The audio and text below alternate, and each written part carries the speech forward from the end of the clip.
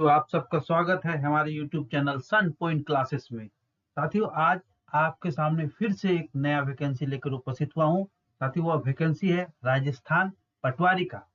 साथियों, अभी तक आपने अगर मेरे YouTube चैनल सन पॉइंट क्लासेस को सब्सक्राइब नहीं किया है तो सब्सक्राइब करके बेल आइकन दबा दीजिए ताकि आपको नोटिफिकेशन मिलता रहे।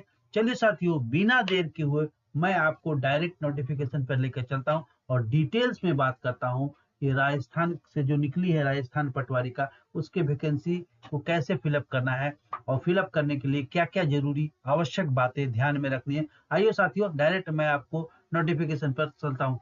साथियों, ये देखिए राजस्थान चयन बोर्ड जयपुर का वैकेंसी है। साथियों, ये निकला है पटवारी की सीधी भर्ती है ये, और ये पटवारी की सीधी भर्ती निकली है, पटवारी की सीधी भर्ती है साथियों। और इसमें देखिए पटवारी का कुल पोस्ट जो है साथियों, यहाँ पर 2020 है। मैं आपको दिखाता हूँ, कुल पोस्ट है 2020।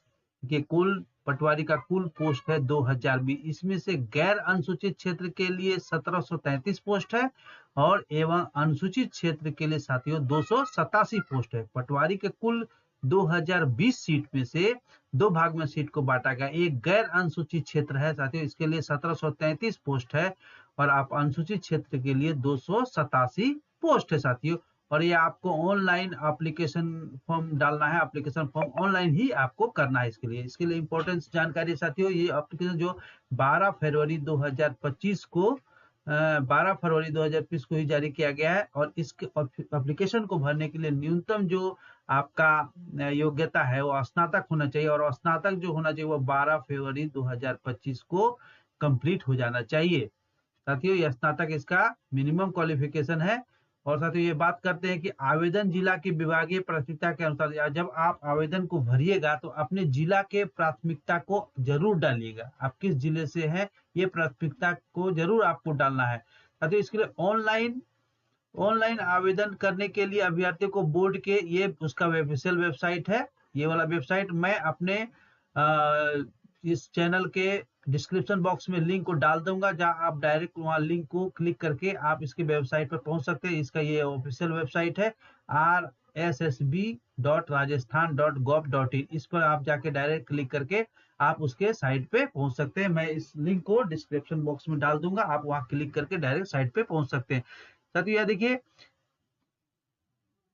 ऑनलाइन आवेदन जो है, ऑनलाइन आवेदन करने के लिए अभ्यर्थी को बोर्ड की वेबसाइट इस पर जाना होगा। इस पर जाने के बाद आपको अप्लाई ऑनलाइन लिंक पे क्लिक करना है। इस पे करना है अप्लाई ऑनलाइन क्लिक, इस पे क्लिक करना है। या फिर आप इस जो है, या फिर आप ASO पोर्टल के माध्यम से भी आप यहाँ पे जाकर के ये इस क्लिक पर ASO पोर्टल के माध्यम से कर सकते हैं। उस वहां पे जाने के बाद आपको एक एप्स मिलेगा, सिटीजन एप्स, G2C लिखा रहेगा, इसको एप्स मिलेगा। वहां पे आप जाको रिक्वायरमेंट पोर्टल है, वहां पे आपको जाके क्लिक करना है। जैसे ही वहां पे आप जाके क्लिक कीजिएगा, आपको वो खुल जाएगा। और उसके सबसे पहले इसको भरने से पहले सबको आपको OTR जो है, वन टाइम रजिस्ट्रेशन जो है साथियों, वन टाइम रजिस्ट्रेशन से सबसे पहले आपको वन टाइम रजिस्ट्रेशन करना पड़ेगा। इसके बाद ही आप उसको फॉर्म को भर सकते हैं। इसलिए अभ्यर्थी को OTR रजिस्ट्रेशन प्रक्रिया को सावधानी से भरे। आपको OTR रजिस्ट्रेशन प्रक्रिया, OTR प्रक्रिया को पूरा करने के बाद ही अभ्यर्थी SSOD-ID के माध्यम से एक कर सकेंगे। यानी आप जैसे ही OTR प्रक्रिया को पूरा कीजिएगा, आपको एक आईडी मिलेगा, SSO-ID मिलेगा। उसी आईडी से आप उसको लॉगिन कर सकते हैं। सर्वप्रथम अपना ये CT ग्रेजुएशन 2024 का ऑनलाइन आवेदन पत्र क्रमांक दर्ज करना होगा आपको। सबसे पहले उसमें ऑनलाइन ये सब आपको दर्ज करना पड़ेगा। आप सबसे पहले OTR के प्रक्रिया को सावधानी से बना। OTR प्रक्रिया को पूरा करने के बाद आप अभ्यर्थी को SSO-ID के माध्यम से एक आवेदन मिलेगा। इस हेतु अभ्यर्थी को सर्वप्रथम CET ग्रेजुएशन ऑनलाइन आवेदन पत्र क्रमांक एप्लीकेशन दर्ज करना होगा। सबसे पहले आप OTR में जाइएगा, वहां पे जाकर के आपको CTE ग्रेजुएशन का जो वो मिलेगा। इसके बाद एप्लीकेशन नंबर डालना होगा। उसके बाद आपको एक SSOD-ID मिलेगा, उसी आईडी से आप लॉगिन कर सकते हैं। आवेदन पत्र उस आईडी के सिस्टम द्वारा, ठीक है, जो वेरीफाई किया जाएगा। वेरीफाई हो जाने की स्थिति में आवेदन पत्र खुलेगा, ठीक है। उसके बाद आवेदन पत्र के न्यूनतम फोटो 1 माह का होना चाहिए, अपलोड की जानी आवश्यक है। यहाँ पे देख लीजिए बात बोल रहा है कि आवेदन प्रक्रिया के दौरान उम्मीदवार को स्वयं की पहचान के आवेदन पत्र को सत्यापित करना पड़ेगा। अब स्वयं की पहचान के लिए सत्यापित करने के लिए आपको क्या क्या दे सकते हैं, एक आधार कार्ड दे सकते हैं, दूसरा अभ्यर्थियों के आधार कार्ड का उपयोग करके OTR से भी आप अपने आप को वो वेरीफाई कर सकते हैं साथियों। नेक्स्ट है साथियों, मैं इस एप्लीकेशन का जो पूरा PDF डिटेल्स मैं अपने टेलीग्राम चैनल पर डाल दूंगा सन पोलिंग क्लासेस में, आप जाके वहां से जाके इसका PDF आप ले सकते हैं साथियों। एक बार ये पहले वन टाइम पासवर्ड से आपको रजिस्ट्रेशन करना, मैं पहले ही बता चुका हूँ कि पहले आपको वन टाइम पासवर्ड से रजिस्ट्रेशन करना पड़ेगा। उसके लिए करने के बाद आपको SSO ID प्राप्त होगा, इसी ID से आप लॉगिन कर सकते हैं। यहाँ लिखा है कार्मिक विभाग पत्रांक 19/4 के द्वारा अभ्यर्थी को अपनी SSO ID द्वारा लॉगिन करने के बाद एक बार पंजीकरण प्रणाली ऑप्शन कर जाकर निम्न निर्धारित पंजीकरण शुल्क देकर आपको करना होगा। आप जो पहली बार OTR के द्वारा जो रजिस्ट्रेशन कीजिएगा तो आपका जो रजिस्ट्रेशन फीस है वो अलग अलग, सामान्य वर्ग के लिए आपको 600 रुपया देना पड़ेगा, जो जनरल है उसके लिए 600 रुपया देना पड़ेगा, देखिए यहाँ पे। और राजस्थान के non creamy layer ST SC जो पिछले, उसके लिए 400 रुपया देना होगा। साथ ही जो समस्त दिव्यांग आवेदन है उसके लिए भी 400 देना। यानी जो आवेदन का जो शुल्क है, आपको जो पहले जब रजिस्ट्रेशन कीजिएगा तो आपको जनरल के लिए 600 रुपया, OBC ST SC के लिए 400 रुपया साथियों, और दिव्यांग के लिए भी 400 रुपया आपको दे होगा। देखिए पूर्व में एक बार पंजीयन जमा करवा चुके अभ्यर्थी को दोबारा शुरू, अगर आप पहले OTR कर चुके हैं तो आपको इस बार OTR करने की कोई आवश्यकता नहीं है। नेक्स्ट साथियों देखिए, पटवारी के जिलेवार रिक्त पदों पर आरक्षण, ये देखिए आरक्षण है, आपको गैर अनुसूचित क्षेत्र के लिए ये सब आरक्षण है। मैं इसका PDF डाल दूंगा, आप जिला वाइज आरक्षण दिया हुआ है, आप वहां जाकर के इस PDF को देख करके आप देख सकते हैं। देखिए जिला का नाम है, ये देखिए जिला का नाम है। यहाँ पर देखिए जिले में भरे जाने वाले कुल पदों की संख्या, यहाँ जिला वाइज ये पद है, ये जिला वाइज पोस्ट है, ये जिला का नाम है। इसका ये जो जिला में जो कोटि है, समान वर्ग, महिला, ये सबका पोस्ट दिया हुआ। कुल पदों की संख्या 29 है। जैसे ये अलवर की बात करें, अलवर 29 पद है, सामान्य के लिए 21 है, और आपके महिला में बात करें तो महिला में सामान्य के लिए 6 है और विधवा के लिए 2 है। इस तरह से पोस्ट का डिटेल्स है साथियों, आप देख सकते हैं। इसके बाद हम आते हैं कि गैर और अनुसूचित क्षेत्र, वहां पर हम लोग गैर अनुसूचित क्षेत्र की यहाँ पर ये डिटेल्स है, और एक अनुसूचित क्षेत्र, गैर अनुसूचित क्षेत्र की है, जिसमें देखिए जिलावार इसमें भी है, जिलावार है, जिलावार के साथ कोटिवार वैकेंसी का डिटेल दिया गया। आप अपने स्तर से देख लीजिए कि आप किस जिले से बिलोंग करते हैं, उस जिले से प्राथमिकता देते हुए फॉर्म को आप भरिए। जिलावार वैकेंसी और जाति वाइज दिया हुआ है, आप इसको PDF को अवलोकन करके देख सकते हैं। आगे बढ़ते हैं साथियों, मैं जो इंपॉर्टेंट बात हूं इस आवेदन पे मैं आपको बता देता हूं।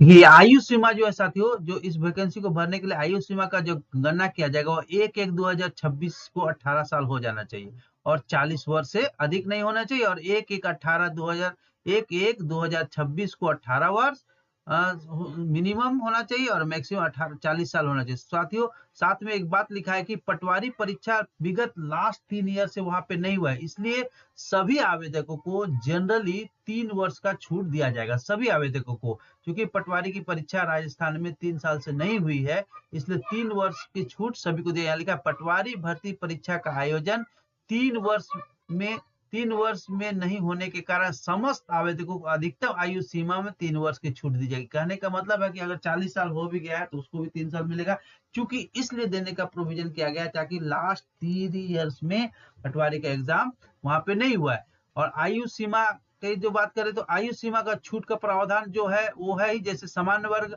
जैसे देखिए सामान्य वर्ग की महिला के लिए 5 साल की छूट दिया गया। अनुसूचित जाति, अनुसूचित जनजाति, अन्य पिछड़ा वर्ग, अति पिछड़ा वर्ग, आर्थिक रूप से कमजोर वर्ग पुरुष अभ्यर्थियों के लिए जो राजस्थान के अस्थायी निवासी है उसको 5 वर्ष की छूट दिया गया है। अनुसूचित जाति, अनुसूचित जनजाति, अन्य पिछड़े वर्ग, अति पिछड़ा वर्ग, आर्थिक रूप से कमजोर महिला अभ्यर्थियों की जो राजस्थान के निवासी है उसको 10 वर्ष का छूट दिया गया है साथियों।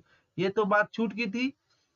आइए हम बात करते हैं, ये देखिए आपका पंजीयन शुल्क कराने जमा करने का ऑनलाइन भरने का तिथि है आपको 22 फरवरी 2025 से लेकर के आप 23 मार्च 2025 तक आप इस आवेदन को पंजीयन शुल्क को पहले ओटीआर के माध्यम से आवेदन करके ओटीआर भरने के बाद आपको इस आवेदन को आप भर सकते हैं। 22 फरवरी 2025 से 23 मार्च 2025 की रात्रि 23:59 तक इसका समय है। आप इसी बीच में हम तो आपको बताना चाहेंगे कि आप जितना जल्द से जल्द हो फॉर्म को भर दीजिए। आप लास्ट टाइम का वेट कदापि ना कीजिए। अच्छा, परियोजना परीक्षा का जो आयोजन है साथियों, परीक्षा आयोजन का एक टेंटेटिव डेट दिया है 11 मई 2025 को। यह परीक्षा बोर्ड व परीक्षा ऑनलाइन होगा। ये एक टेंटेटिव डेट है, हो सकता है इसके माध्यम से 11 मई 2025 को एग्जाम हो जाए। अब मैं बात करता हूँ, ये देखिए इसका ऑफिशियल वेबसाइट है। ये इसका ऑफिशियल वेबसाइट है। मैं इसका लिंक आपके डिस्क्रिप्शन बॉक्स में डाल दूंगा, आप वहां जाके क्लिक करके डायरेक्ट इसके लिंक पे पहुंच सकते हैं साथियों। और इसमें जो लोड करना है आपको फोटो और सिग्नेचर। तो फोटो जो हो साथियों होना चाहिए 1 महीना से अधिक पुराना नहीं होना चाहिए। और फोटो के लिए जो चीज दिया हुआ है देखिए यहाँ पे लिखा है आवेदक, यहाँ लिखा है कि आवेदक का न्यूनतम रंगीन फोटो 1 माह पूर्व अपलोड होना चाहिए, 1 माह पूर्व होना चाहिए। और किसी तरह का मोबाइल से खींचा हुआ नहीं चाहिए। और फोटो का पृष्ठभूमि जो होगा, फोटो का जो पृष्ठभूमि होगा बैकग्राउंड सफेद या हल्के रंग का होना चाहिए। जो फोटो आप खींचिएगा वो 1 महीना पुराना नहीं होना चाहिए। और जो उसका बैकग्राउंड होगा साथी, वो बैकग्राउंड जो होगा वह रंगीन हल्का रंग होना चाहिए, सफेद या फिर ज्यादा अच्छा हो कि हल्का रंग का हो, या फिर सब ज्यादा ही कोशिश कीजिएगा सफेद बैकग्राउंड कीजिएगा। फोटो आवेदन के चेहरे में कम से कम 50% जगह घेरा हुआ होना चाहिए। और ये फोटो जो होना चाहिए जो साथी, वो जेपीजी फाइल में होना चाहिए। और जेपीजी फाइल का ये साइज दिया हुआ है, इस फाइल में जेपीजी का फाइल में होना चाहिए। और जो फाइल का जो आकार होगा वो 50 से 100 केबी के बीच होना चाहिए। ठीक है साथियों। और स्कैन फोटो, जो स्कैन की वो फोटो है वो 100 केबी से ज्यादा नहीं होना चाहिए। ये फोटो से संबंधित विशेष जानकारी थी। क्या थी साथियों? फोटो जेपीजी फाइल में होना चाहिए। और फोटो का जो बैकग्राउंड होगा साथियों वो सफेद या हल्का रंग का होना चाहिए। और फोटो की जो साइज होनी चाहिए वो इस तरह से जेपी इस फॉर्म में 50 से 120 के 100 के 20 एक सॉरी 50 से 100 केबी के बीच होनी चाहिए। ठीक है साथियों। इसके बाद हस्ताक्षर की बात करें, जो आप सिग्नेचर अपलोड कीजिएगा वो सफेद का A4 पेपर में, सफेद पेपर में आपको 2 सेंटीमीटर के एक आयताकार बॉक्स के भीतर ही गहरे नीले रंग का, आपको गहरे नीले रंग का आपका हस्ताक्षर होना चाहिए। सफेद A4 पेपर में आपको 2 सेंटीमीटर के एक आयताकार बॉक्स में आपका सिग्नेचर वह गहरे नीले पेन से होना चाहिए। और हस्ताक्षर केवल केवल उसी कैंडिडेट का होना चाहिए, दूसरे कैंडिडेट का नहीं, क्योंकि उसी हस्ताक्षर से आपको एग्जामिनेशन में उसका हस्ताक्षर को मैच किया जाएगा। अगर किसी तरह का मैच हो जाता है तो आपको वहां पे डिस्क्वालीफाई कर दिया जाएगा और विभाग स्वतंत्र है आपके खिलाफ किसी भी तरह की कार्रवाई करने के लिए। आयताकार बॉक्स में हस्ताक्षर के बाद इमेज का स्कैन कराकर आयताकार बॉक्स तक क्रोम पर अपने पश्चात अपलोड करें। आप उसको सिग्नेचर करके स्कैन करके रख लीजिए, इसके बाद उसको अपलोड करना है। और अपलोड जो कीजिएगा साथी वो जेपीजी फाइल में होना चाहिए, आपका सिग्नेचर जेपीजी फाइल में होना चाहिए। और फाइल का जो साइज होना चाहिए 20 से 50 केबी के बीच ही होना चाहिए। 20 से 50 केबी के बीच फाइल का साइज होना चाहिए और जेपीजी फाइल में होना चाहिए। और ये देखिए ऑनलाइन संशोधन की प्रक्रिया की बात करें, अगर आपको किसी तरह का आवेदन में मिस्टेक हो गया है तो आप अपने आवेदन को किस तरह से सिग्नेचर करेक्शन कीजिएगा। तो बोर्ड द्वारा ऑनलाइन आवेदन में संशोधन हेतु तो कोई ऑफलाइन प्रार्थना नहीं है, यानी आप जो भी करेक्शन करना है आपको ऑनलाइन करना पड़ेगा, ऑफलाइन का किसी तरह का प्रोविजन नहीं है। साथियों, अपने ओटीआर में सबसे पहले आपको करेक्शन करने के पहले सबसे सबसे पहले आपको अपने ओटीआर में करेक्शन करना। ओटीआर में अपना नाम, पिता का नाम, जन्म तिथि, जो भी आप करेक्शन चाहते हैं सबसे पहले आप अपने ओटीआर में करेक्शन कीजिए। इसके बाद ही ओटीआर में जैसे ही आप करेक्शन कर दीजिएगा, ओटीआर स्क्रीन पर फेच करने के बाद बटन दबाया जाएगा। कहने का मतलब है कि सबसे पहले ओटीआर में आप करेक्शन कर लीजिए। ओटीआर में करेक्शन करने से पहले आपको सबसे पहले अपने जो आधार कार्ड है, जन आधार, उसमें आपको परिवर्तन करना होगा। उसको करने के बाद ओटीआर में जाके आप फेच बटन है उस पे ओटीआर में स्वतः आ जाएगा। अभ्यर्थी को ओटीआर आरक्षण श्रेणी में जो फेच बटन है या स्क्रीन पर फेच बटन आएगा, आपके आधार में करेक्शन करने के बाद ओटीआर में फेच बटन है, उस फेच बटन को आप जैसे ही क्लिक कीजिएगा आपको वहां पे आपको सुधारा हुआ आपका डेटा वहां पे दिखाई देगा। ठीक है साथियों, यानी कहने का मतलब आप किसी तरह का भी करेक्शन करना चाहते हैं तो सबसे पहले आपको अपने ओटीआर में करेक्शन करना, यानी आप सबसे पहले आधार वगैरह जो आपका उसमें आप नाम, डेट ऑफ बर्थ, इसमें आप करेक्शन करके ओटीआर में आइएगा, वहां पर फेच बटन है, वहां पे क्लिक कीजिएगा। फेच बटन में क्लिक करने के बाद आपको उसमें करेक्शन किया हुआ दिखाई देगा। साथियों, ऑनलाइन आवेदन सबमिट किए जाने के पश्चात यदि किसी प्रकार की त्रुटि है, ऑनलाइन आवेदन सबमिट करने किए जाने के यदि किसी प्रकार कोई त्रुटि पाया जाता है तो अभ्यर्थी ऑनलाइन आवेदन में उच्च सूचना में परिवर्तन नहीं कर पाएंगे। उसे ओटीआर के समय दर्ज सूचना है जो शेष सूचना संशोधन नियम अनुसार कर सकते हैं। यानी आप जो ऑनलाइन सबमिट करिएगा उसके पश्चात यदि आवेदन में किसी प्रकार कोई त्रुटि पाया जाता है तो आपको फिर से उसमें करेक्शन आप नहीं कर पाइएगा। अच्छा, करेक्शन करने के लिए आपको शुल्क देना पड़ेगा। देखिए, आवेदक द्वारा ऑनलाइन आवेदन भेजे जाने के किए जाने के ऑनलाइन आवेदन संशोधन कर सकते हैं। इसके लिए आवेदन को 300 रुपया आपको शुल्क देना पड़ेगा। शुल्क दे करके आप उसको करेक्शन कर सकते हैं। देखिए, वन टाइम रजिस्ट्रेशन में शैक्षणिक योग्यता में केवल मात्र एक बार संशोधन आप कर सकते हैं। जो वन टाइम आपका, देखिए आपको हमको दिखाते हैं आपको, ये देखिए आप है वन टाइम रजिस्ट्रेशन में शैक्षणिक योग्यता में केवल एक बार ही संशोधन की अनुमति है। आप ओटीआर में शैक्षणिक योग्यता में एक बार ही केवल संशोधन कर सकते हैं, इसके अलावा आप संशोधन नहीं कर सकते। यहाँ देखिए एक दिखा, ऑनलाइन आवेदन में संशोधन करने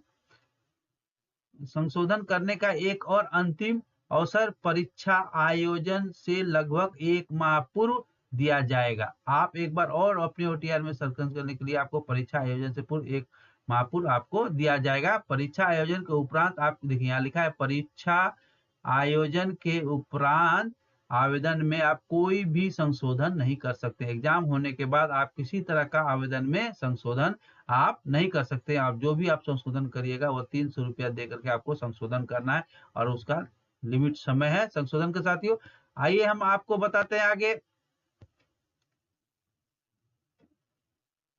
ये देखिए साथियों, पटवारी पद परीक्षा को इसकी पाठ्यक्रम, जो पाठ्यक्रम है, ये देखिए पटवारी के पदों हेतु परीक्षा की स्कीम एवं पाठ्यक्रम। उसका पाठ्यक्रम क्या होगा साथियों? तो सबसे पहले देखिए general science, history, polity and geography of India, general knowledge, ठीक है, करंट अफेयर, ये आपको 25, देखिए यहाँ लिखा एवरेज वेटेज 25 नंबर का रहेगा।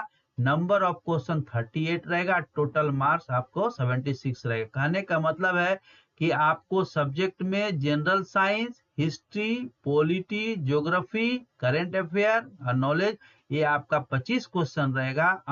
और ये 25 क्वेश्चन बोलते हैं, 25 नंबर का रहेगा। आपको 38 क्वेश्चन रहेगा इसमें और टोटल आपको 76 मार्क का रहेगा।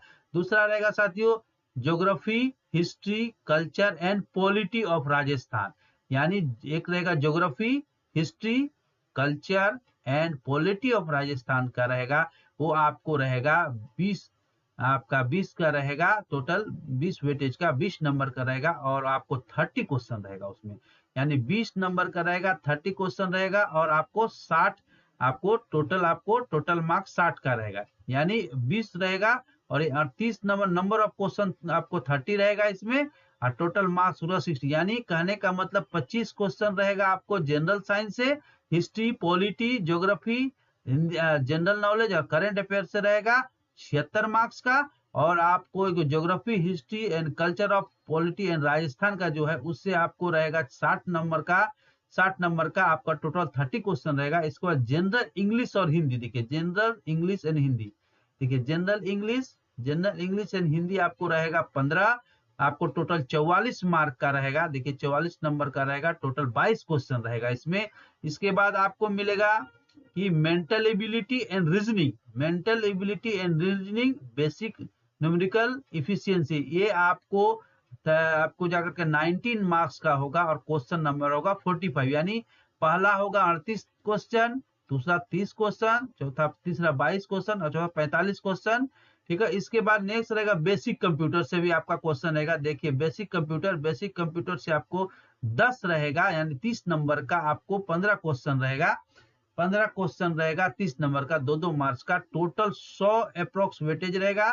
इसमें आपको नंबर ऑफ क्वेश्चन 150 मिलेगा और मार्क्स जो होगा यानी कुल 300 मार्क्स का एग्जाम होगा साथियों, जिसमें 150 क्वेश्चन रहेगा। 300 नंबर का एग्जाम होगा, 150 क्वेश्चन रहेगा आपको, ये 150 क्वेश्चन रहेगा। ये एग्जाम का पटवारी के एग्जाम का पैटर्न था साथियों, मैं आपको बताता हूँ। और जो सिलेबस है, मैं सिलेबस आपको डिटेल्स में बात करता हूँ। देखिए ये सिलेबस है साथियों, सिलेबस लिखा है, देखिए general science, history, polity and geography of India, general knowledge and current affair, ये इसका सिलेबस है। मैं इस सिलेबस को दे दूंगा साथियों, आप टेलीग्राम में ज्वाइन करके, मेरे टेलीग्राम में ज्वाइन करके सिलेबस ले सकते हैं। देखिए आपको जनरल जो science, history, polity and geography जो है, उसमें आपको क्या क्या पढ़ना है। देखिए एक पढ़ना विज्ञान के सामान्य आधारभूत तत्व, दैनिक विज्ञापन, मानव शरीर, आहार, ये सब आपको पढ़ना है। मैं इससे संबंधित वीडियो भी आपको सिलेबस के आधार पर मैं आप अपने यूट्यूब चैनल पर डाल दूंगा। आप मेरे चैनल पर विजिट करके राजस्थान पटवारी से संबंधित तैयारी में आप जुड़ सकते हैं और अपने एग्जाम को क्रैक कर सकते हैं। साथियों आप अभी तक आपने अगर मेरे YouTube चैनल को सब्सक्राइब नहीं किया तो सब्सक्राइब करके बेल आइकन दबा दीजिए। देखिए ये ज्योग्राफी हिस्ट्री का सिलेबस है, मैं आपको पीडीएफ डाल दूंगा, आप पीडीएफ से देख सकते हैं। ये आपका देखिए इंग्लिश और हिंदी सारे सब्जेक्ट जो जो एग्जाम में पूछा जाएगा उसका सिलेबस डिटेल्स में दिया हुआ है साथियों, आप उसको देख करके कर सकते हैं। देखिए यहाँ पे लिखा प्रत्येक आपको जो बहुविकल्पीय क्वेश्चन रहेगा, 5 ऑप्शन है ABCDE, आपको उसमें से एक किसी ऑप्शन में ब्लू या नीले पेन से आपको बबल को रंगना है।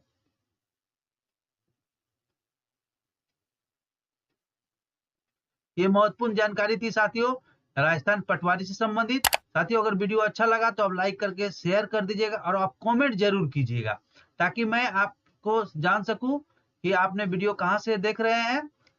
अगर आपने YouTube मेरे चैनल को सब्सक्राइब करके शेयर कर दीजिएगा। आप सबका दिन शुभ हो। बहुत बहुत धन्यवाद।